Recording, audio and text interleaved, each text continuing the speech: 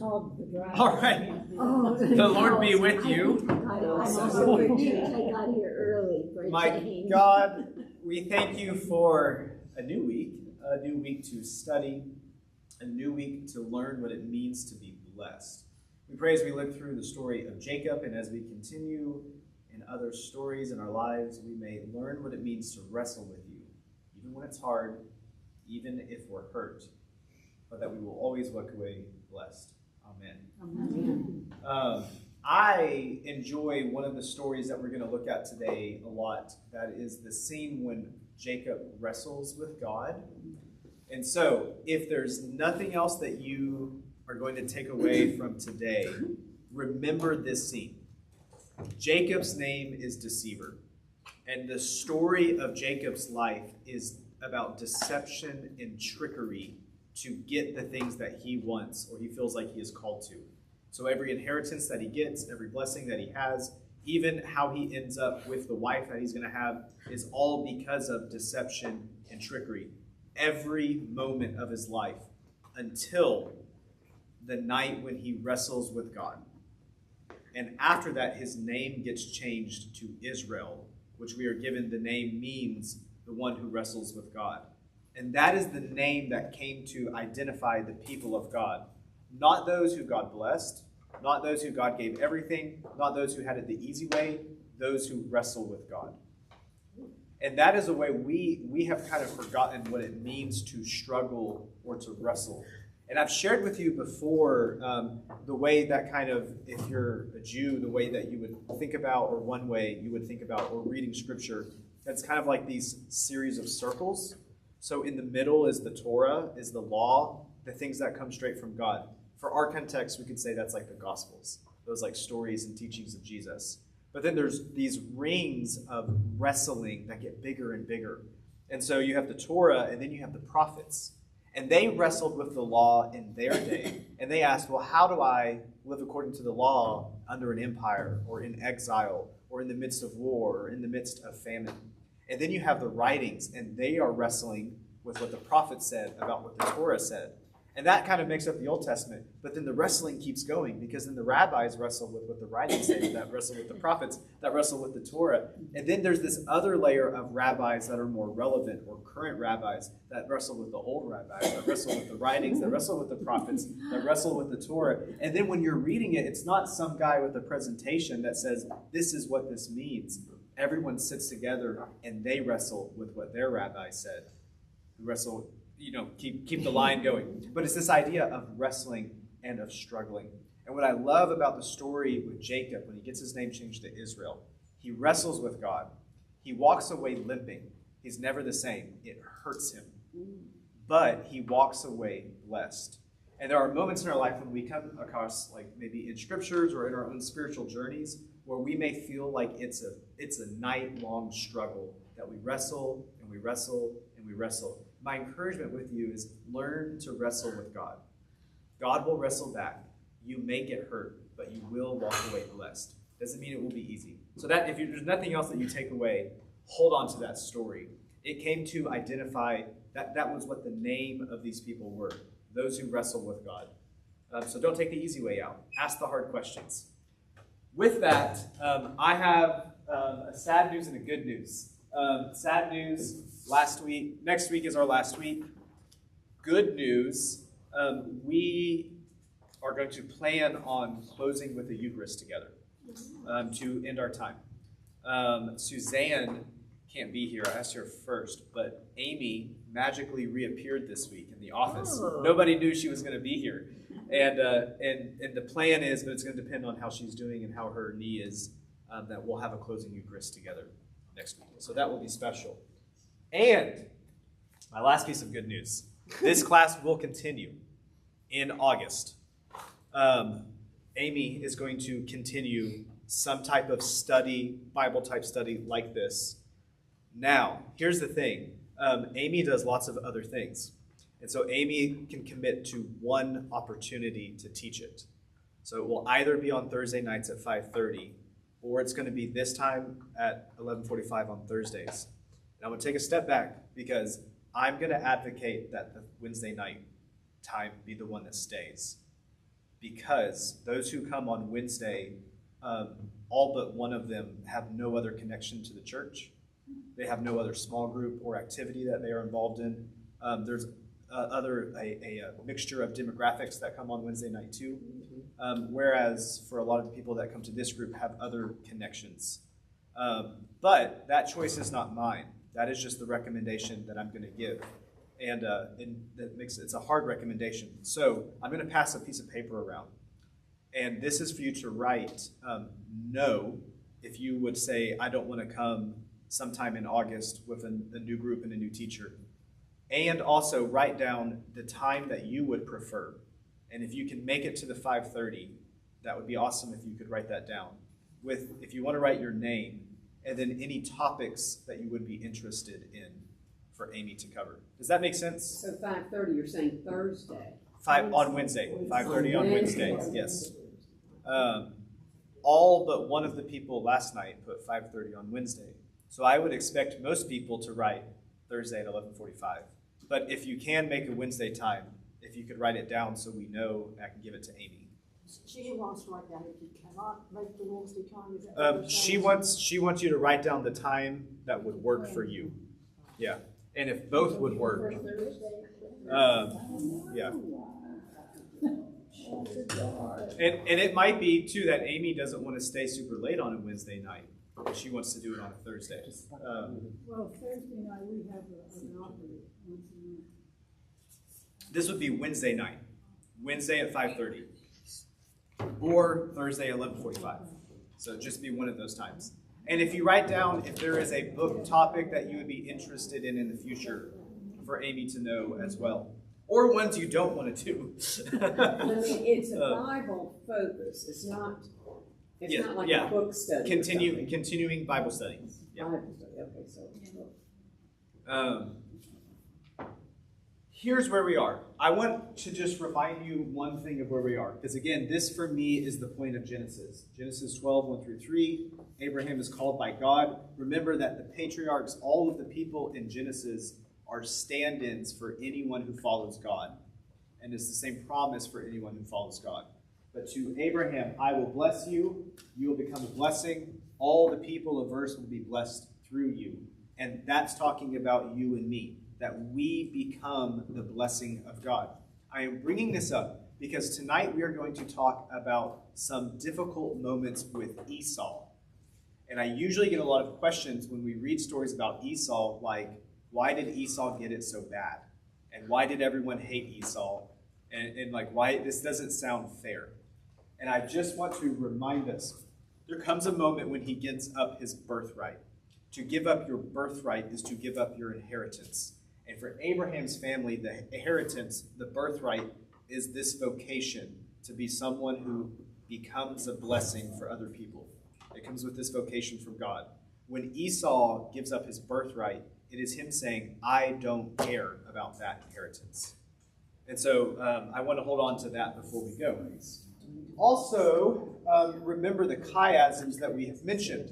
First, we were centered around the story of Noah. And the Noah story, God remembers Noah. And the word for remembering, it's not I forgot, it's that I am calling, like God is going to make action. God is going to intervene into human history. The divine will reach out and act on people's behalf. We're going to see multiple times in today's story when God reaches out and acts. And remember what we heard about God last week in the story of Abraham, that it's centered around like that Hagar-Ishmael story, kind of right here in chapter 16. And we learn this new name of God, the God who sees me, the God who hears me, that God hears anyone in their distress. We're going to see that again today. We're learning a lot about the character of God. Last week, we also talked about this chiasm, and my favorite way of organizing the Abraham story is to say chapter 15 through 17, which includes the two covenants. And we could say it's walking with God by faith in covenant. And that's sort of where the story of Abraham was centered. Will Abraham walk with God? Will Abraham trust God and be faithful? And will God honor the covenant? And And remember the covenant that God makes with Abraham. All the animals are cut in half. There's the weird floating pot and the fire and everything like that. And only God passes through the animals, which is a way of saying that God will hold to this covenant, and there's nothing Abraham or Isaac or Jacob or you can stop God from what God is going to do when God blesses the world. And today, we're going to look at the story of Jacob. And I'm going to keep this chiasm up here in case you want to write any of it down. The beginning and end of the Jacob story are going to include a birth, and so is the middle. And the focal point of the story of Jacob, and Jacob's name is changed to Israel at the end of the story, so I will use them interchangeably and probably wrong. But Jacob and Israel is the same person. Points to when Joseph is born. There's also these relations to places, but I want to show you a map in a second. And for me, I told you about that wrestling with God story is one of my all-time favorite just pieces in all of Genesis. But I also love this one with Jacob's ladder, and so we're going to take some time to talk about that in this dream he has. I want to show you too this map, because remember Jacob's name. Jacob means the deceiver, or like the thief. He's uses a lot of trickery. This is the promised land. We're going to see these moments today where they are supposed to stay in the promised land. And you'll see this Haran. Haran is up here in Mesopotamia. I'll show you this picture. Here's where Haran is, the edge of Mesopotamia. It's where Abraham has come from up here, but he stops in Haran. Okay, is Haran in the promised land? No. Okay, all right, hold on to that, because it's not in the promised land. The story of Jacob is a story of running from the calling of God, that he takes everything through trickery and deception. And in this chiasm, I just want to show you, is that it begins with him fleeing where he is supposed to be, usually because of his mistakes and his trickery, is why he has to flee. And he goes the opposite way he's supposed to be. Like, God brought this whole family here, and Jacob's like, I'm afraid, I'm going back here. And then it is not until his name is changed that he's going to come back into the land. And so the changing of the name is the changing of an identity for Jacob. He's no longer someone searching an identity. He's no longer someone running away from God. He is someone who walks with God, who wrestles with God, and is returning to the calling, returning to the idea of being a blessing. Make sense? Make sense there? Okay. Keep that with you. Here's a map. We won't look at it again, so it's there for you. Goodbye, map.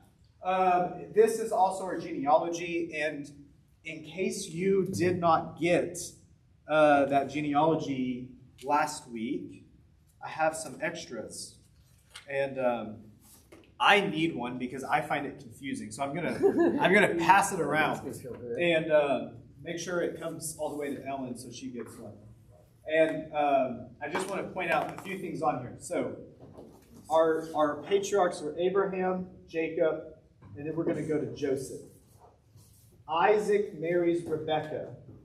And then Jacob marries a bunch of people, but the one that he loves is Rachel. And I am going to get their names wrong. And so when I get it wrong, you're going to look at your genealogy and go, I know what he meant, but he got it wrong. And we're going to act like I got it right. Because I'm just going to get the names confused, and that's just how it is. Let's go ahead and jump into chapter 24.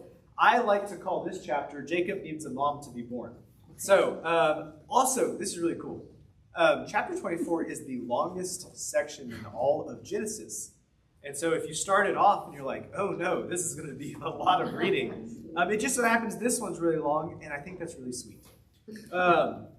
Abraham is dying, and so he calls his servant, potentially Eliezer that we had mentioned last week, someone working in his house, to pick a wife for Isaac that is not from the Canaanites. Now, let me ask you a question.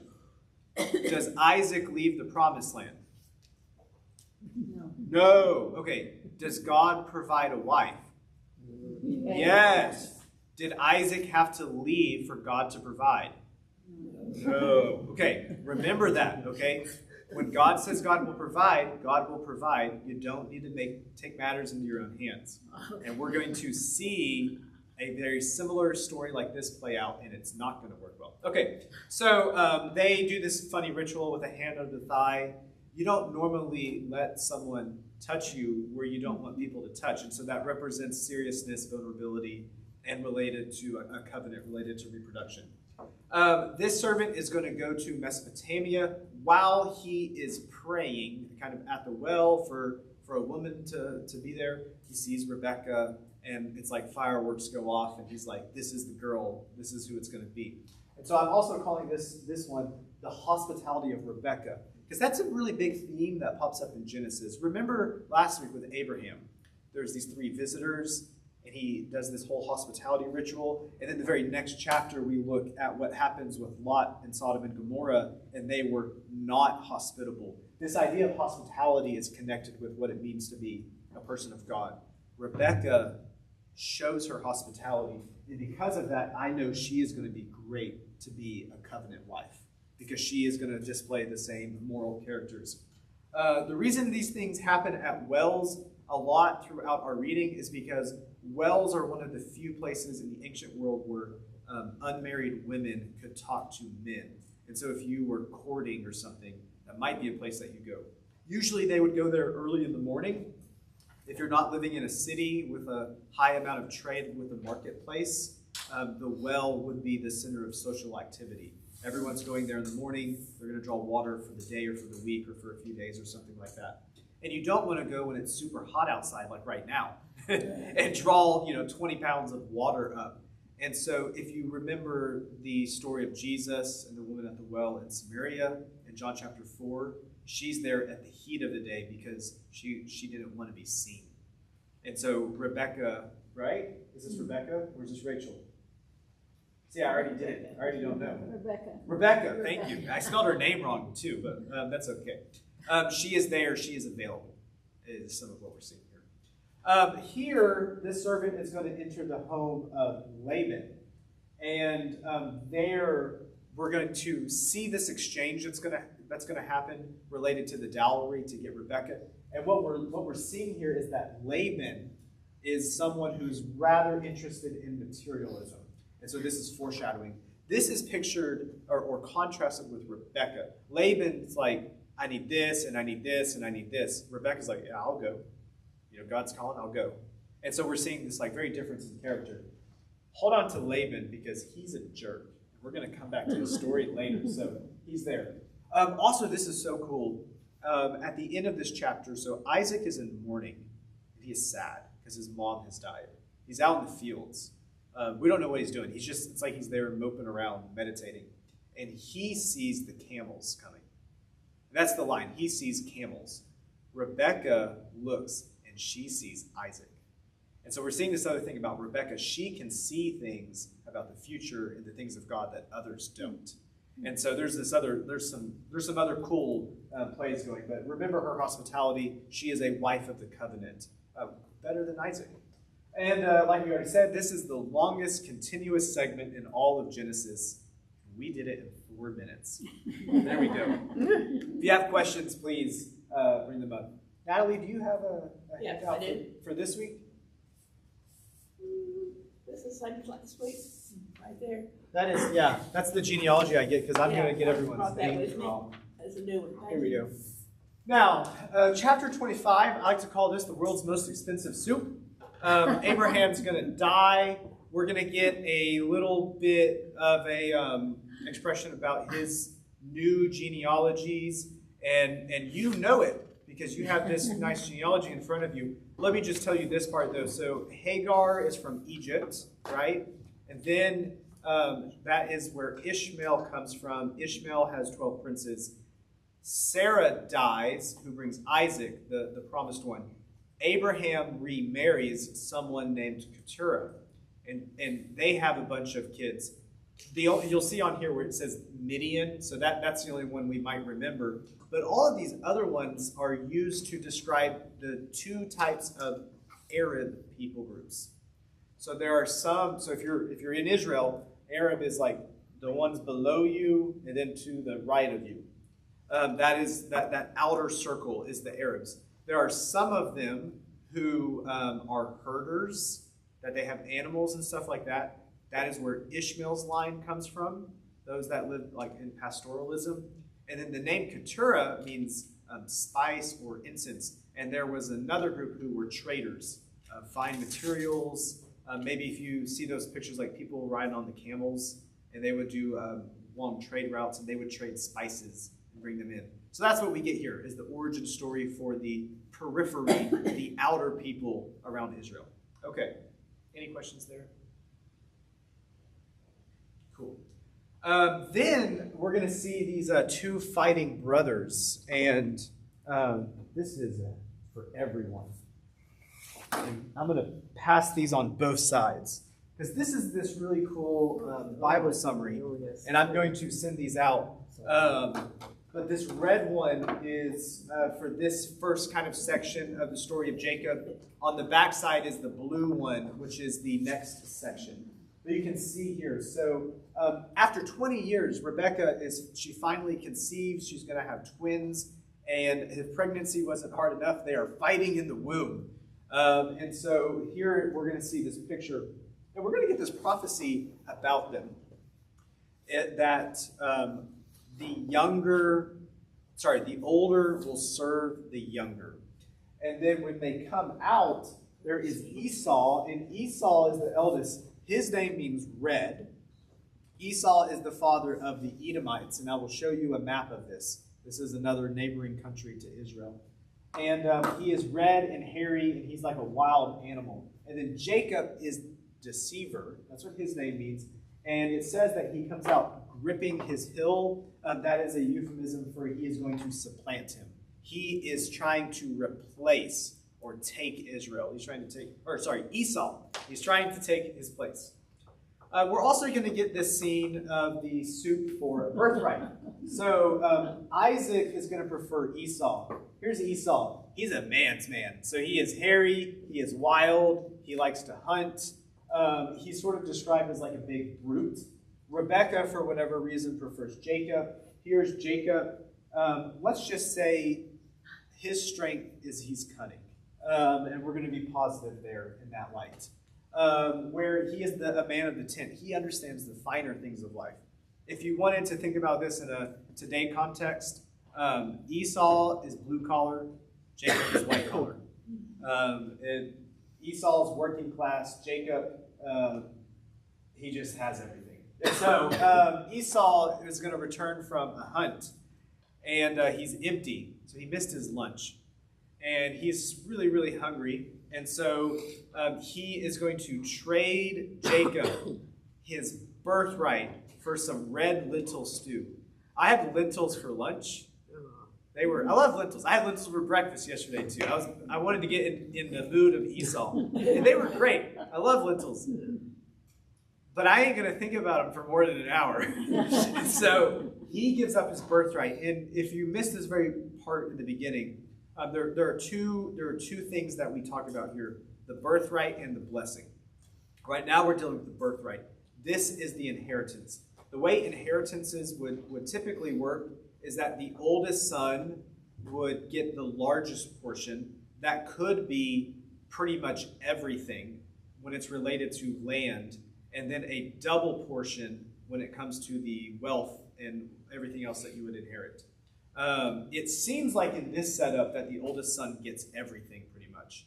And so he just gave up his inheritance, and the birthright comes with what it means to lead the family or the clan and the responsibilities that brings. He was too lazy to make lunch, and he gave that up. What we're seeing from Esau is that he doesn't care about what it means to walk with God, that he wasted all of this. If you want to take notes on this, flesh or bless. That's how I've summarized this little story.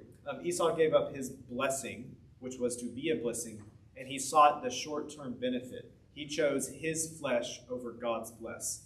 And I had never thought about that as flesh or bless before, and I came up with it in the middle of the night, and I added it to our notes, so it's kind of fun. So flesh or bless.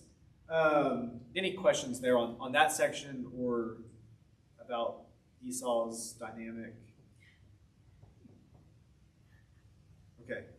Just hold on to that. Esau is not presented as the good guy. Neither is Jacob. But at least Jacob wanted something to do with God, and Esau doesn't. Okay. Let's go to chapter 26. So I call this the new or the old legacy. See if this sounds familiar. A severe famine hits Canaan. And so Isaac is preparing to move to Egypt. Yahweh is going to intervene, commanding Isaac to stay in Canaan. Does that sound familiar, though? I'm in famine, so I go to Egypt. Yes, it's like the Exodus with Moses. Yes. Abraham did it last week. Okay, so one thing that we're seeing here, Canaan is like the backwaters. It's out in the country. And near you are these great civilizations, these great empires with other gods that bring safety. Egypt, Mesopotamia. When there's problems, you go towards the big empires because they provide safety. What we see here is this moment of trust from Isaac, because he is going to do the logical thing. I am going to go where I can be taken care of. But God says, I will take care of you. I will provide for you. And Isaac says, okay. There's a big lesson in here. Don't go to Egypt. Okay? Don't go to Egypt. Oftentimes we seek somewhere God is not for safety and comfort. For Israel, that was usually Egypt. God claims that he will care for Isaac. Let's find out if he does. And just like I asked you this before, was Isaac supposed to leave the promised land? No. Okay. Does God say that he will provide for them? Yes. Yes. Okay. Do you think he will? Yes. Okay. Whoa, y'all are doing a lot better than Wednesday night here. Okay. Then we're going to see the sister fib part 3. So this will also sound familiar. Back in Gerar, remember this is the Philistines. We're going to meet Abimelech again. Abraham hung out with Abimelech last week. And yet again, Isaac is going to be like, this is not my wife, this is my sister. And so Abimelech one day is looking, and Isaac and Rebekah have some public displays of affection, which stand out in the Hebrew. And then Abimelech's like, whoa, whoa, whoa, y'all aren't brother and sister. And then he's like, wait a second, why did you lie to me? What if we had touched her? Then we would have all been cursed. Thankfully, no one did. The story moves on. What we're seeing here is just like Abraham, so Abraham left his country to go to the promised land. Isaac doesn't go to a new country, stays in the promised land. And now he's even more like Abraham in that he lies about his sister-wife situation. We're acting like Abraham. We're continuing the legacy of Abraham, is why we're repeating these. And then we're going to get the War of the Water Wells. I thought that would be a fun name for this little part. So Isaac just gets like super rich from agriculture and from herding, from both spots, living outside the Philistines at this point. And the Philistines get jealous and they get scared, so they tell them to leave. Also a very similar story to the Exodus again. And so Isaac is going to go on this well-digging spree. So he goes and he digs up all of the wells that Abraham had dug through last week. And that map that we had given out last week has some of those named on here. And I'll just tell you how these get renamed. First, they build Issac, which means to contend, because they fought over it. And then the Philistines came and they kicked them out. Then they build Sitnah, which means to accuse or hostile, and they get kicked out. Eventually, they're going to build the well at Shibah, which means the well of oath. Another one that we talked about last week. What's really cool here is how Isaac responds in the face of violence. He is sought after by the Philistines and by the Canaanites, and he could fight back, but he chooses not to. He packs up and he moves on to the next well, and he trusts that God will provide. He goes to the next well, trusts that God will provide. Here's a picture of this kind of last well that you can kind of see right here. Is kind of cool. And all of this digging up of the wells is going to signify that he is claiming the legacy of Abraham and that he has rights to the land. And he has even shown that he has those rights by digging up his family's wells that his dad had dug up. And remember that Genesis is written for a people coming out of exile and back into the land. And so it's a way of saying, you belong here. You have rights to the land too. Now, at Beersheba, Isaac is going to have this dream, and God claims him. It sort of seals the deal that Isaac has inherited the legacy of Abraham. And so they're also going to make a new oak with Abimelech. Now, let's talk about Esau.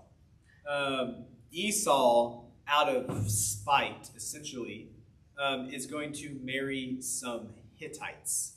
And it's going to end up causing some family problems. Now, are we supposed to marry the Canaanites? No.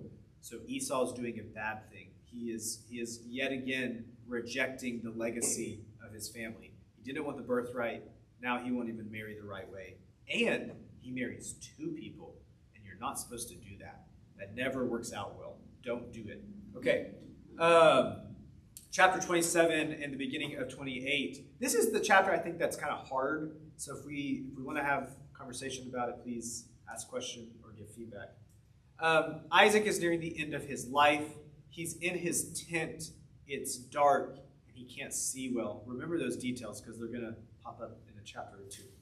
And Esau, he wants Esau to go hunt something for him because he likes gamey food. Now, Rebecca overhears this, and she gets a bright idea. She goes, Jacob, you're about to lose, your blessing, different than the birthright. And I'll tell you about that in a second. And so she cooks goat meat, so it was nice and gamey, and then has Jacob dress himself in the skins of the goat, because I guess Esau was that hairy. And I like this picture because he's wearing gloves. He's like, oh yeah, you feel like Esau.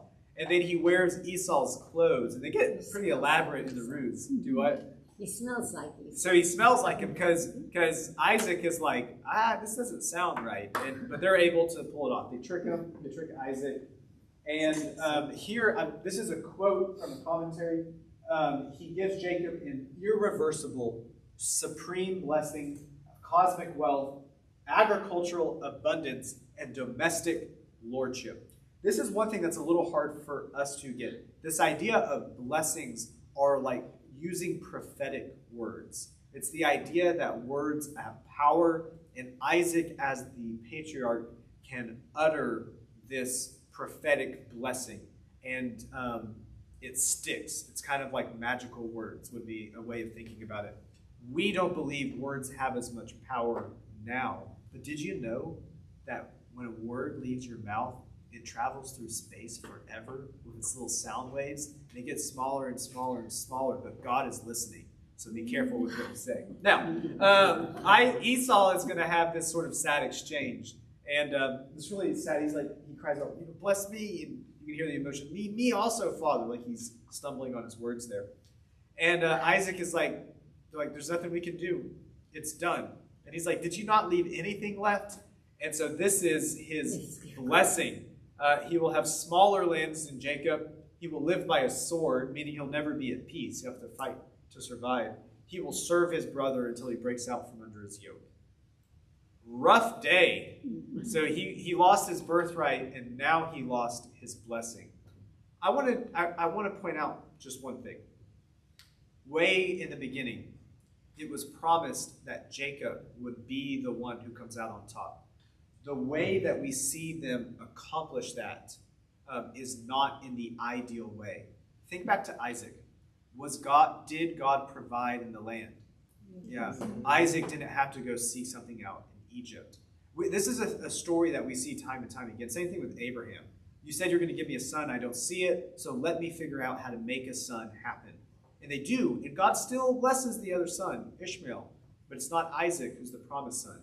And now they are trying. Jacob is taking matters into his own hands. He doesn't have to do this, and it's not going to end well. So let's see how it's going to turn out.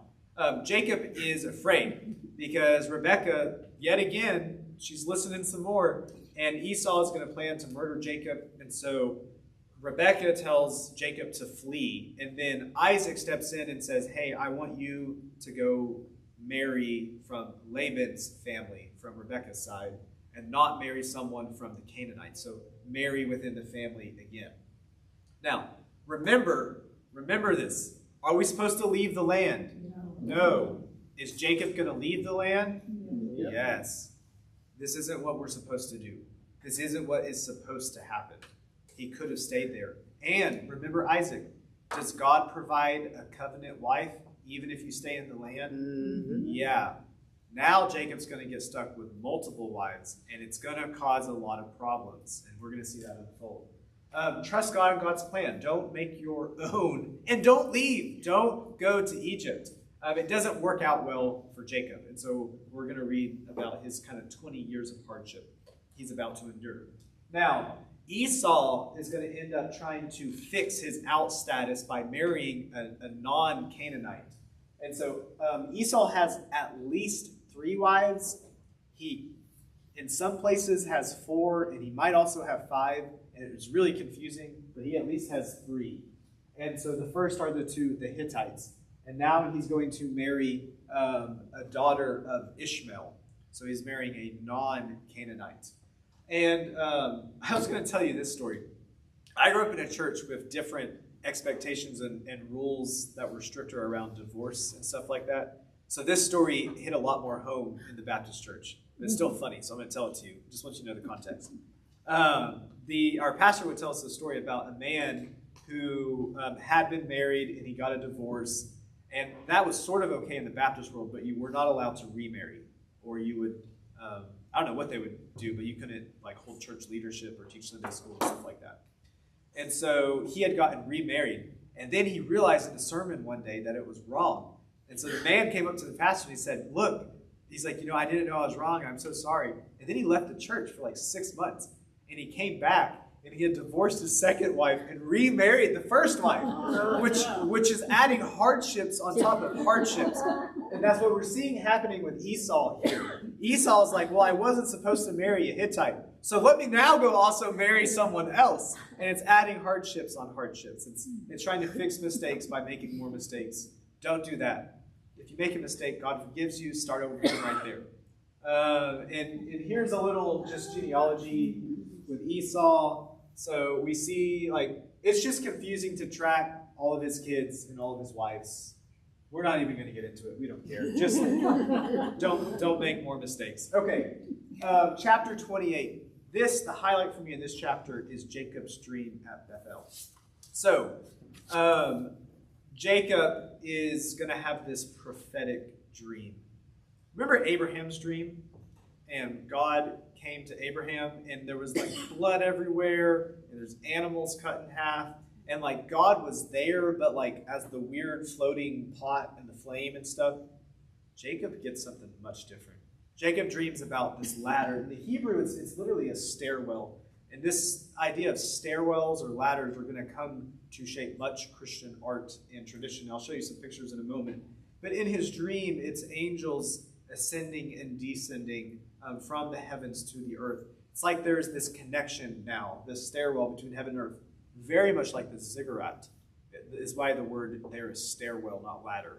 Like the ziggurat that people can go up to the gods and the gods can come down to here.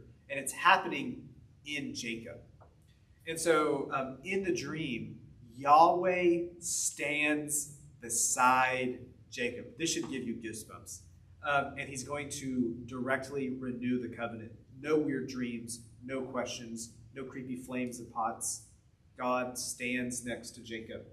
And Jacob is going to take that stone that he slept on and set it up as a shrine named the House of God, is part of where Bethel is going to get its name from. And there he's also going to pledge to give a tenth of his things to God. God has reminded Jacob, you are mine and my covenant is with you, even with the mistakes that you made. You have stolen the birthright from someone else. You have left the land that you were supposed to, but I will still be with you. There is nothing you can do to break the promise, to break the covenant. I also, Question. So we have no Jesus, we have no forgiveness, we have no restoration with God. How can he do that?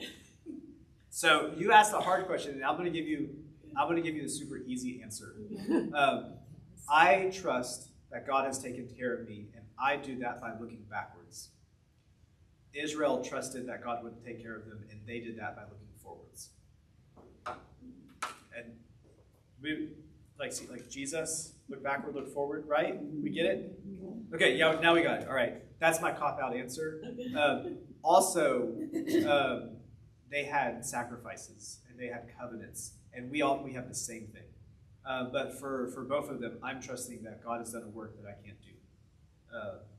And we get glimpses along the way. Here is some art of Jacob in the stairwell, the angels descending. Usually, though, we talk about it like a ladder. So here's Jacob's ladder. And I love this idea because there's a thing that we talk about as thin places. Have you ever heard that language before? That there's heaven out there and there's earth right here. And sometimes, and in some places, and in some moments, it's like that barrier between heaven and earth get thinner. It might even be people. And so a lot of Christian art has shown that in various ways. So you might sometimes see in icons, there's these ladders that pop up. And so here, even Jesus on the cross is for some reason carrying the ladder.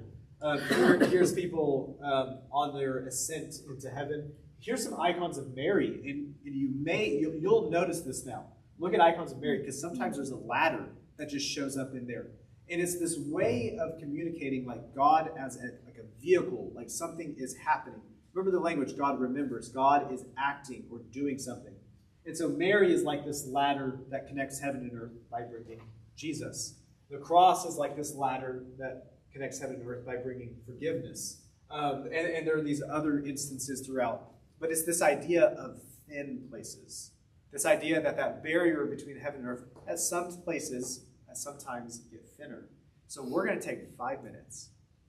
And we're going to share with the people around us if you've ever experienced a thin place. And I'm going to tell you one of my stories. I'll tell you 2 stories for me, because it's my class and I get to. So Rachel and I, when we got married, we were at this spiritual retreat center in Robbinsville, and we were in this fire healing prayer ceremony thing, and it was really weird. And while we were sitting there and praying, and we were praying, we said, God, can you send your spirit so if we know if you're here? And suddenly, the wind just like kicked in like a jet engine and circled all around us. And it was like these 100-foot tall trees were leaning over in this spiral. And the moment we were done praying, it stopped. And it was such this cool moment, and it was monumental. It was when we were on our honeymoon. And for me, it was like our marriage was blessed. I knew God was with us in that moment. And we went back there one time, and it was still a thin place for us. Really cool. There's also a particular song that for me is like a thin place. When we sing the Holy, Holy, Holy Lord God Almighty, it's a song I remember singing growing up. And my first time at Tyson House, when we were singing it there, for me it was like the ceiling went away and I could see into heaven. And there's moments when I have that song that it's like I feel like I have this great thin place experience. They might not always be church. They might not always be big. But you might have moments of thin places. And so we'll take 5 minutes to talk about that, and then we'll come back together. And I'm going to get some tea from my throat, so I'll be right back.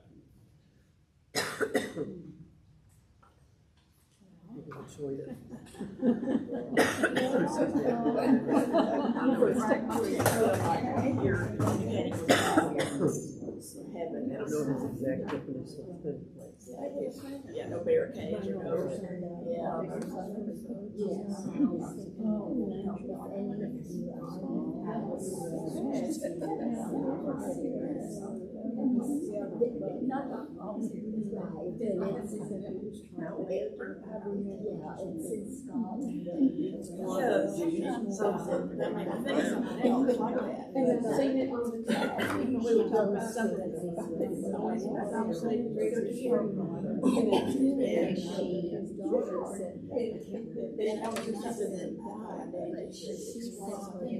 I never believed in it before.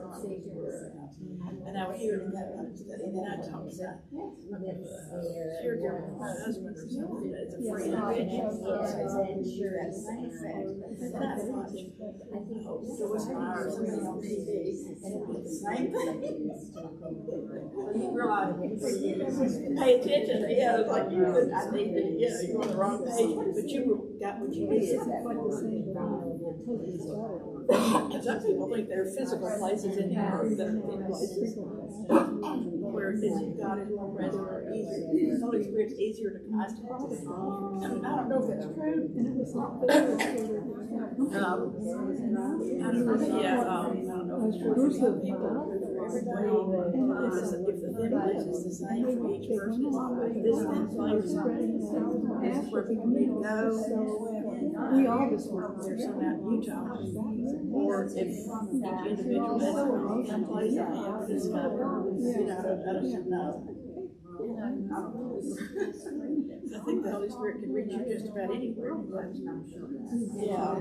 Yeah. I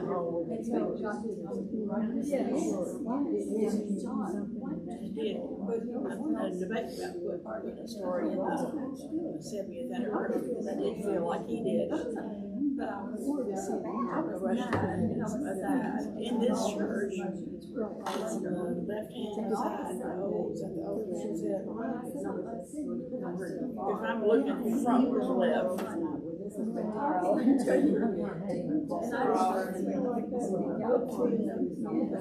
so this one here is yeah, the organ and the choir loft. That was the okay, and it's not the whole thing then, just this piece. It was literal. Yeah.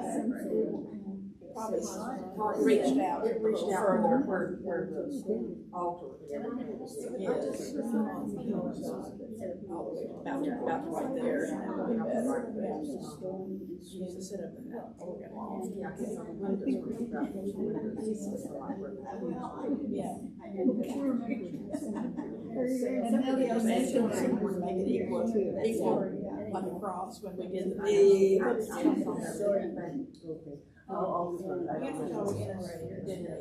Make it a cross and we put this big transform looking like these two wings were just always there. Well, no, it's for it, okay. New transcendence. You got that Russian wind, right?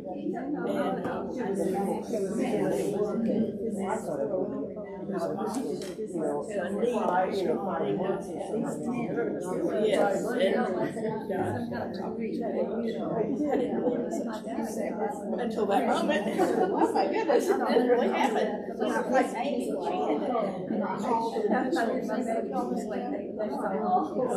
out there at this altar in the communion, and she just kept saying, but she felt this rushing hand. And she said, it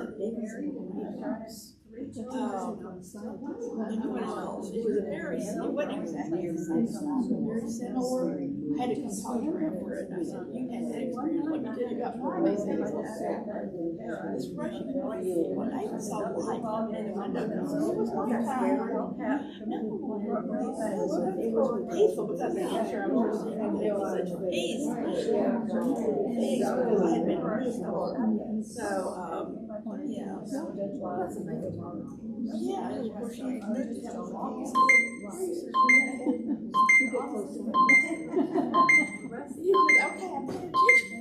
That felt like a short 5 minutes. Hold on to this idea of thin places. It's okay to have them. We were listening to your thin place. We're gonna keep on jumping on to the next section. So chapter 29 and 30, I'm calling the Mesopotamian romances because I couldn't think of a good name for this. And put romances with an asterisk. So Jacob is going to meet Rachel. So remember where we are. We're in Haran now. We're in Mesopotamia. They are where Laban is. So Jacob is going to meet Rachel at a well. Wells, again, they're the places where they go. And he just like single-handedly unrolls this stone over the well, uncovers it. That's kind of cool. And long story short of the interactions here, there's a big family reunion. Everyone kisses because they're kindreds. And then they all cry and they feast for a month. And you can sort of get from Jacob why he cries, because he's just been kicked out from his family. And his dad is dying, and his brother hates him and wants to kill him. And he just did what mommy said to do. And so now he meets family. And so you can see why he cries. It's an emotional moment for him. Then he sees Rachel, and he's like, ooh, she's pretty. I want to marry her. And so Jacob is going to make a deal with Laban that he can marry Rachel if he serves him for 7 years. Now, it's at night. They have a wedding. And Jacob can't see very well. And Leah comes out, and she's covered, not in goat hair, but in a bridal vow. And Jacob marries her, and it's not until the next morning that he realizes, what? This isn't Rachel.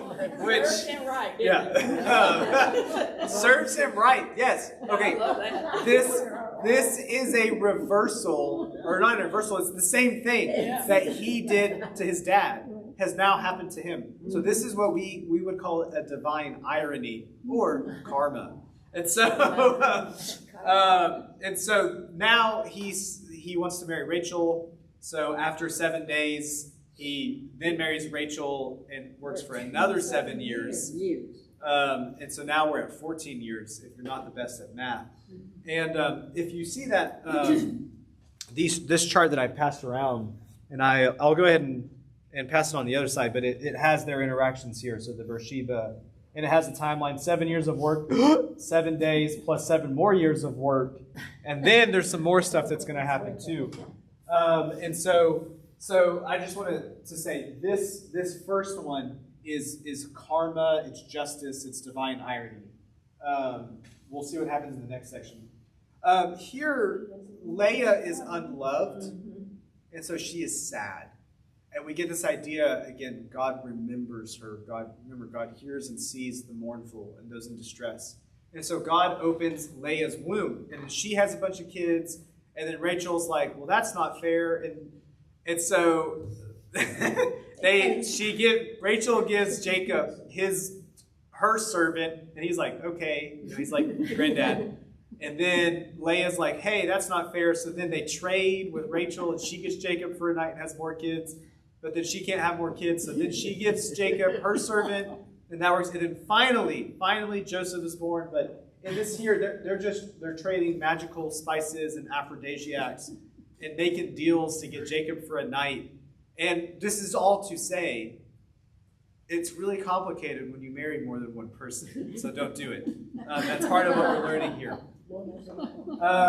Here is the order of the births. And if you don't have to care about all of these, just hold on. That the first 4 from Leah, Reuben, Simeon, Levi, Judah, and Joseph is born. We'll get to Benjamin later. He's going to be here. There are different orders of the tribes of Israel depending on where you look in the Bible and what their names are and what order that they come in. This is the standard list that we're going to be given here in the beginning of Genesis. These will make up the 12 tribes of Israel that we'll meet later. Now, you may go, wait a second, why is Judah the favored tribe? So this is where the blessing is going to come through. It would make sense if it was one of these 3, because they were born first. Or it's going to make sense if it was Joseph, because he's presented in the story as the promised son. And we'll get to that. We're going to answer what disqualifies these other ones from being the leader. But I want to tell you their names of the tribes. And I'm going to do this kind of quick, but it's cool. And their names are mentioned here. But this is the names of the tribes when they're listed out in Exodus. So it's in a little bit different order. Judah, praise the Lord. Reuben, he has looked upon my affliction. Gad, good fortunes come.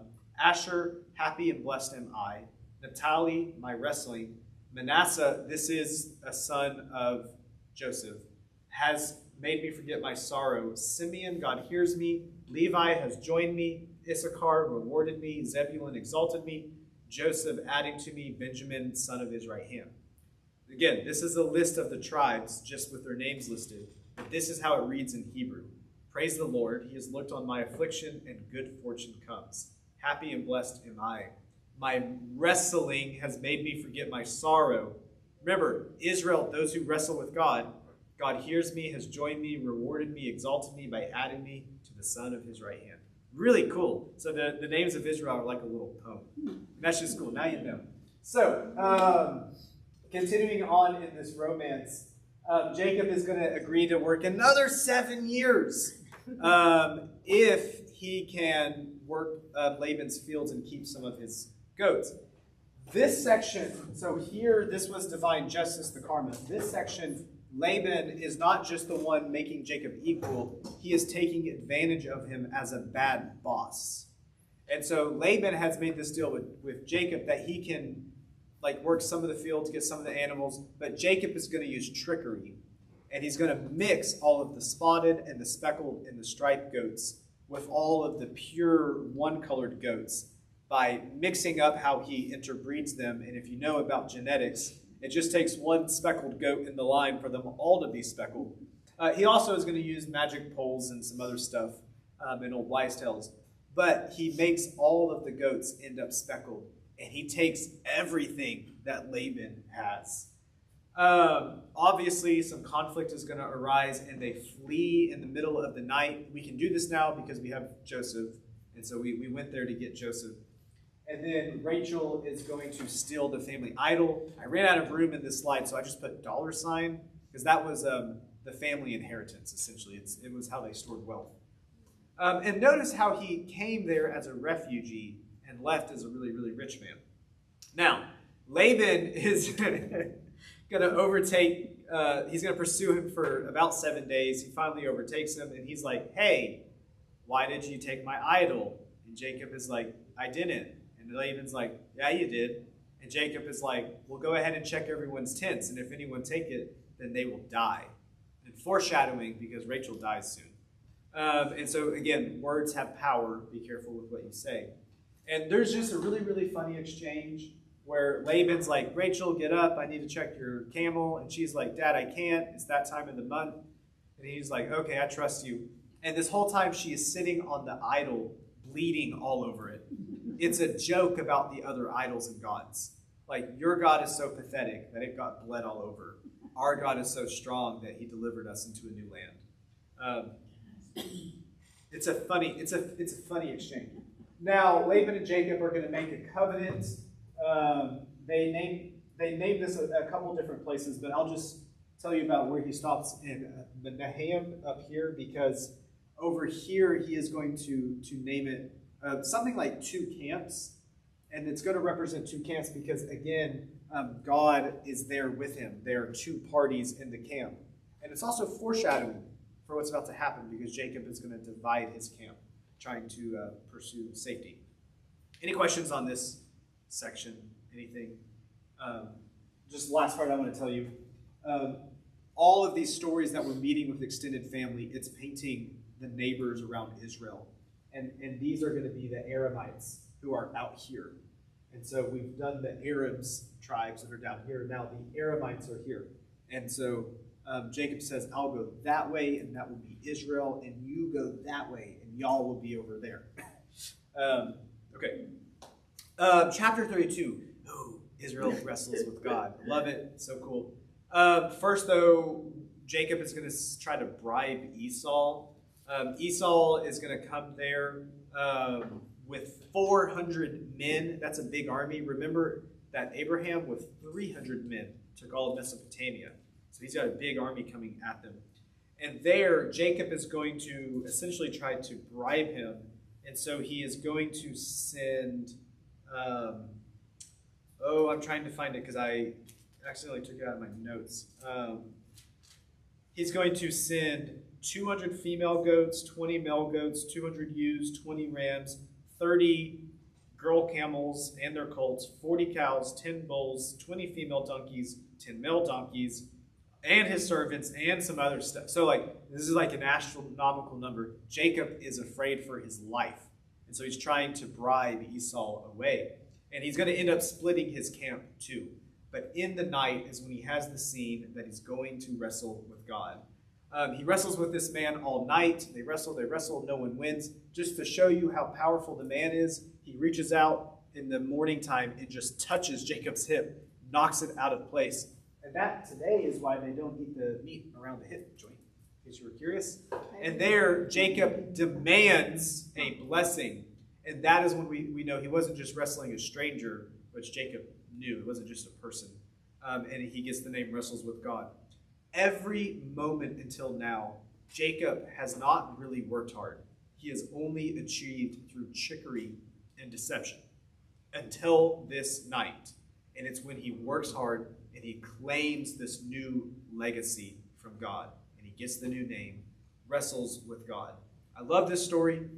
As we said before, this came to shape the way people read Scripture. Yes, sometimes it hurts to engage with God, to talk honestly with God. And we might walk away wounded, but we will always walk away blessed. So never be afraid of wrestling with God. I was going to see if we had time to share, but we're not going to. Yeah? I never got this one, ever. Okay. Because it seems like so demanding, so presumptive. Just like he's a terrible person, like he always was. Like, how can you be so rude to God? I mean, and then God let you get away with it. Okay.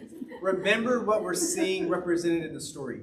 Jacob has never put in the work to do the work of God until this moment. And so the wrestling with God is a good thing because he is having the hard exchange and he's working hard. And there's a back and forth. There's an equality in the relationship. Whereas before he used deception and trickery to get what he wanted. Now he's stuck with it and did it the hard way and the right way. That is what the story is supposed to mean. Does that make sense? Yeah, it's always that he's demanding, though. You have to leave out part of what it says for it to make sense. Like, he's demanding. Well, he's demanding. He's not tricking God to get what he wants. Well, why don't you ask respectfully? Because he worked hard. That's what we have to do. Yeah. Well, and that is the thing that we will see with the patriarchs. They get pretty confrontational with God. Like with Moses, I'm going to wipe out all of Israel and start over. Moses, God, don't. Yeah. What about your name? Everyone knows these people are attached to your name. Don't do that. Yeah. And so, yeah, it's okay to do that. Be specific when you pray. Hold a lightning rod out beside you. Let's jump to chapter 33. So Jacob and Esau are going to meet. He uses no trickery. He goes out to meet Esau. He bows 7 times. We see he is a changed person now. He is humbled. And they're all going to leave in peace. Esau is like, let's go together. And Jacob's like, no. You go that way and I'll go this way. And Esau's like, well, please, let me give you a gift. He's like, no. But we see this cleansing of the relationship. Jacob is then going to go to Shechem. And there he's going to buy a plot of land. Remember, we're really interested in if we have a right to the land. We care about this if we come out of exile. And there he's going to rename this place El, the God of Israel. And El was one of the Canaanite gods. And so this is another way of claiming what was these Canaanite spiritual places as belonging to Yahweh, to Israel's God. And here's, I lost Shechem. Where are we now? Oh, right here, yeah. So we're right over here now. Remember, we were just over at the Menahem over here. He's across the Jordan, meets him. Now he's over here in Shechem, right near Bethel, the house of God where he had the dream. Warning chapter for chapter 34. I'm calling it a warning because it's going to talk about rape. Also, it is a warning for who you are. And so we're asking the question now. Israel has been renamed. He is new. What about his sons? Are they also walking with God in the covenant? Jacob has one daughter that we know, Dinah. I think she is on your charts, maybe? Yeah, she's here. She's a daughter of Leah. It's the only daughter that we know about Jacob, the only one that gets mentioned. And they're in Shechem, and a local prince is going to steal Diana and rape her. And so the people of Israel make a deal with the Canaanites. They say, hey, if you all will get circumcised, we'll go into covenant with you. And those in Shechem like that idea because Israel is very rich at this point, and they want everything they have. And they know if they get circumcised, if they follow Yahweh is what that represents, then all of their sons and daughters will intermarry and they will become one people and they will become rich for it. Notice how the Canaanites don't have good intentions and they did a bad thing. But then the resolution is the covenant. And let's see how the sons of Israel respond to that. Because Simeon and Levi hatch up this plan where they wait 3 days post-surgery when all of the men of the city are not in good fighting condition, and they kill all of them. And remember, the whole thing that started this is that they took the sister, so then they take all their wives and their children, and they plunder the whole city and their riches and everything they have. Jacob/Israel is mad because he knows this will taint their image and their reputation, and they will no longer be at peace with the Canaanites. And so what we're beginning to see is that Israel's sons are acting just like the Canaanites, and it's going to lead to who's going to be the promised son. I call this the warning chapter because we get a warning to not be like the Canaanites, and they break the sacred sign of the covenant. That's the other thing. They took the very image of the covenant with God, and they used it for war. I mean, it's about as worse as you can do. And so this is going to answer why Simeon and Levi are the ones who cannot lead, is because of this incident. We'll deal with Reuben next week when we tell the Joseph story. Any questions on that part there? Okay. Chapter 35 is burying the idols. Jacob is going to return to Bethel. Remember this place where he had the dreams with God. And there he's going to order everyone to bury their idols or anything that would distract them from God. And there he's going to reaffirm that covenant that he had. This is also when we're going to see Benjamin be born, is the last son of Rachel, and she is going to die. At first, she names Benjamin son of my sorrow, but they rename Benjamin to be son of my right hand. Again, he's going to be a favored son, very much like Joseph is going to be because he comes from Rachel. And she dies and is buried. And then Isaac is also going to die at 180. And yeah, he's old. And what's kind of special, though, is that both sons, Jacob and Esau, bury him together. And we get this idea that they have maybe lived together in the same land for however long this period of time is that everyone has grown up. So it's kind of special. They made peace. It didn't have to be that hard way if Jacob had just not used trickery, but he did, and this is how it happened. We always need time to bury our idols or anything that can distract us from God. If you ever feel like there's something like really holding you back, one way to bury your idol, write it on a piece of paper, fold it up, burn it, light it on fire, let something go. But this kind of ritual of giving away can be very powerful. You don't just have to dig a hole in your yard, but you can do that too.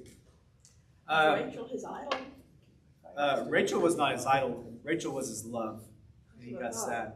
The idol is the idol that she had stolen, and anything else that they have that is unpure. Here is this genealogy of Esau. Jacob and Esau have split ways. Next week we're going to mainly talk about Joseph, the favored son, but now we need to take care of Esau, and that's what chapter 36 does. Esau has at least 3 wives, and we talked about how there could be some more. It's a little bit confusing. 2 of them are Hittites, and 1 is Ishmael's daughter. And some of these names you might know, like you might remember this name Ruel. It might come up a little bit later in Exodus. There's some other names in here you might hold on. So not Korah. The Amalekites also is going to come from him. That is the ones in Philistine. Remember those giants of old related to the Nephilim? For some reason, they are related to Esau. Also, there's a Korah here that for some reason is related to Esau. And I'm just going to say this. Genealogies are confusing and wibbly-wobbly. And this one is really weird. They also have all of these sons and these chiefs. This is going to name all of the clans around them. And then there's also going to be a mention of all of these different kings. Some of these kings also pop up in the history of Israel, and it is confusing. But what we have done is painted everyone around us. So we've painted the Armenians. Remember that was from Laban. We've done Ammon and Moab, the two sons of Lot. Now we have done Edom. And then we've already painted out the Arab tribes because they come from Ishmael. So we're just giving you the origin stories for everyone around us. But if there's nothing else that you remember from Jacob's story, remember the trajectory that he took. He ran away from his identity, this idea of walking with God. He gets his new name and his promised son, and he returns to that identity. And we'll pick up next week in the story of Joseph. But the main thing for me about the story of Jacob is the idea of wrestling with God. You may walk away injured, but you will always walk away blessed, and it's worth it. And with that, for those of you who are left, I'll see you next week. And if you didn't fill out the card, go ahead and fill that out.